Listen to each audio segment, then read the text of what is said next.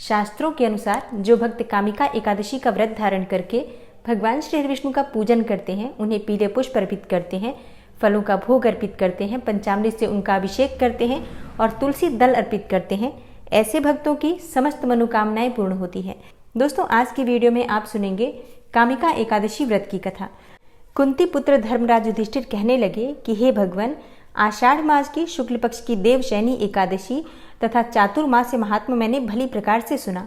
अब कृपा करके श्रावण मास की कृष्ण पक्ष की एकादशी का क्या नाम है सो बताइए। श्री कृष्ण भगवान कहने लगे कि हे युधिष्ठिर, इस एकादशी की कथा एक समय स्वयं ब्रह्मा जी ने देवर्षि नारद जी से कही थी।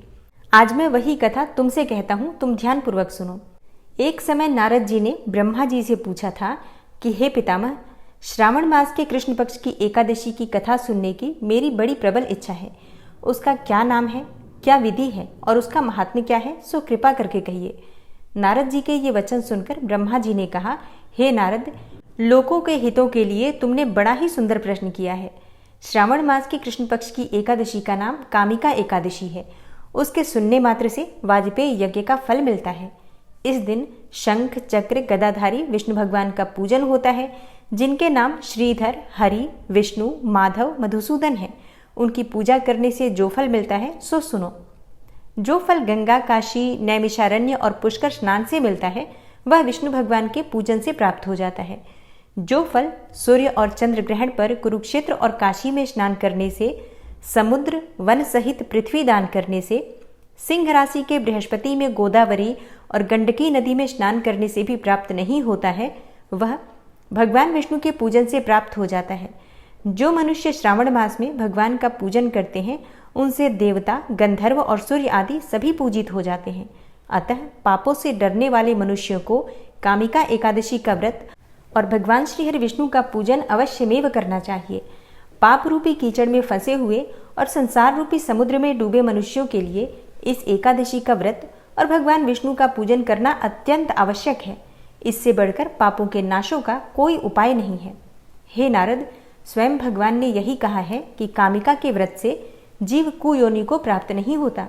जो मनुष्य इस एकादशी के दिन भक्तिपूर्वक तुलसी दल विष्णु भगवान को अर्पित करते हैं, वे संसार के समस्त पापों से दूर रहते हैं। विष्णु भगवान रत्न, मोती, मणि तथा आभूषण आदि से इतने प्रसन्न नहीं होते जितना कि तुलसी दल से। तुलसी दल पूजन का फल 4 भार चांदी और 1 भार स्वर्ण के दान के बराबर होता है। हे नारद, मैं स्वयं भगवान की अति प्रिय तुलसी को सदैव नमस्कार करता हूँ। तुलसी के पौधे को सींचने से मनुष्य की सब यातनाएं नष्ट हो जाती हैं। दर्शन मात्र से सब पाप नष्ट हो जाते हैं और तुलसी के स्पर्श मात्र से मनुष्य पवित्र हो जाता है।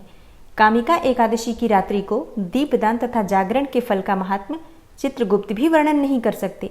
जो इस एकादशी की रात्रि को भगवान विष्णु के मंदिर में दीपक जलाते हैं, उनके पितर स्वर्गलोक में अमृत पान करते हैं तथा जो मनुष्य घी या तेल का दीपक जलाते हैं, वे 100 करोड़ दीपकों से प्रकाशित होकर सूर्यलोक को जाते हैं।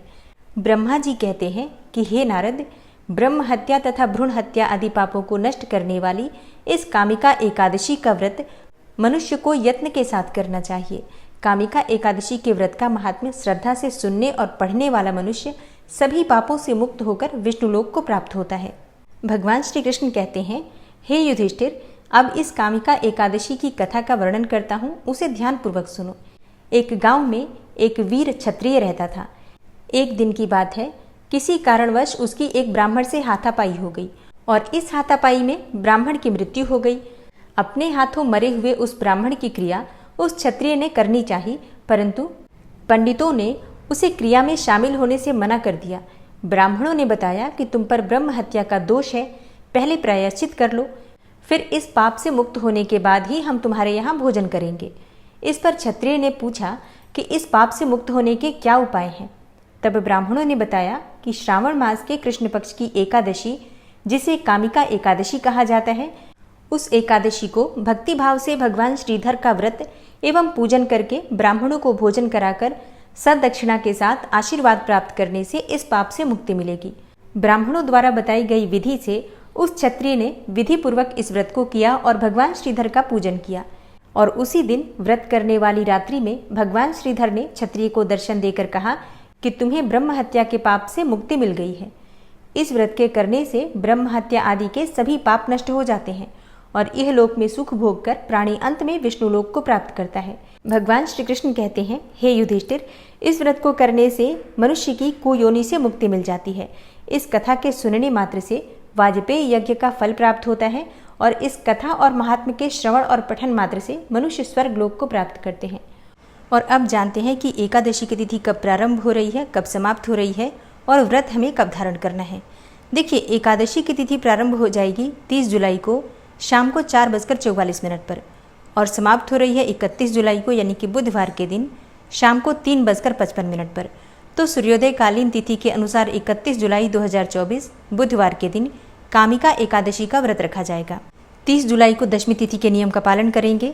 31 जुलाई को हम व्रत धारण कर रहे हैं और 31 जुलाई को यानी कि बुधवार के दिन राहु काल का समय रहेगा दोपहर में 12:33 से दोपहर में 2:11 तक। राहु काल में कोई भी शुभ कार्य नहीं करना चाहिए और 31 जुलाई को अभिजीत मुहूर्त का समय नहीं मिलेगा आपको। इस दिन अमृत काल का समय रहेगा सुबह 7:01 से सुबह 8:36 तक। इस समय में आप पूजा पाठ करते हैं, व्रत का संकल्प लेते हैं तो ये बहुत ही श्रेष्ठ माना जाता है।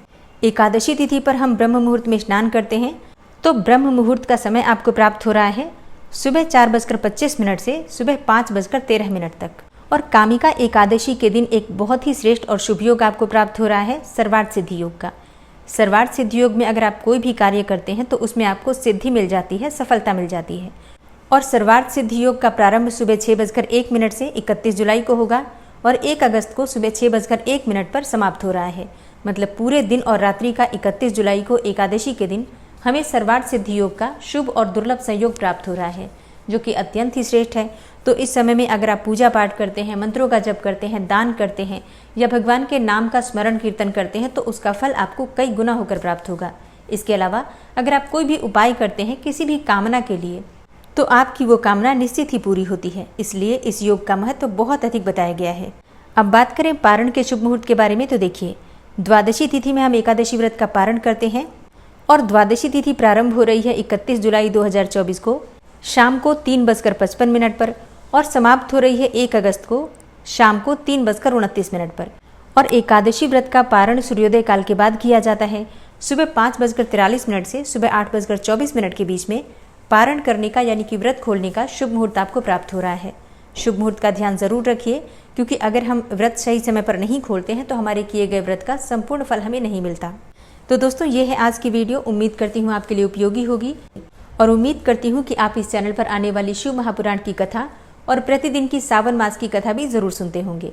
मिलती हूँ मैं आपसे अगली वीडियो में, तब तक के लिए जय श्री राधे।